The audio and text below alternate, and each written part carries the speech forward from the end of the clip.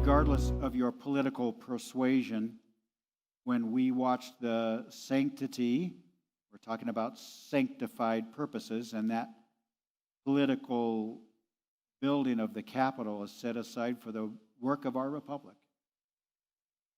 And we saw people trespass into that space, carrying a Confederate flag and a hangman's noose, where there is no reason for it to be.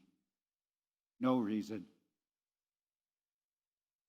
We saw, confusingly, it's reported, I don't know that this is true, I didn't have time to look it up, but the reports were that there were some Christian songs being sung by trespassers in the Capitol. I'm all for Christian songs, but it seems incongruous to me that you would trespass into property and then somehow try and make that Christian.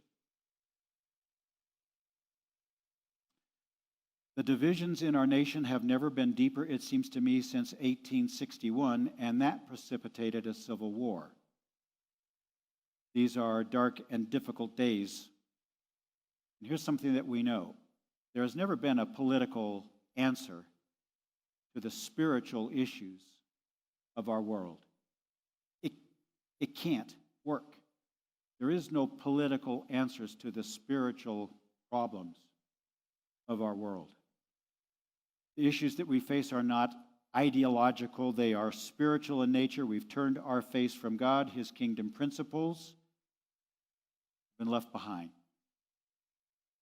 So there's an opportunity for the true fellowship of Jesus Christ to shine like we have never shined before. In the midst of this kind of darkness, the opportunity is vast. That's why it feels to me like the fields are ripe for harvest for those who are true followers of Jesus Christ.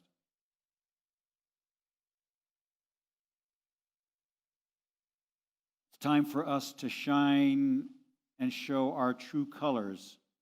I wrote this down and I saw that it was red, white, and blue. I don't mean anything nationalistic by this. I wrote this down because it made sense to me. White for purity, blue for truth, true blue, right? Kind of wrote that down. And red for the color of ultimate sacrifice.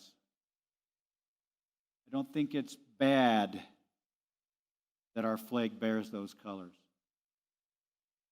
But the colors are the colors of Christ. So it's time for the church to stand. That time is now to stand for liberty.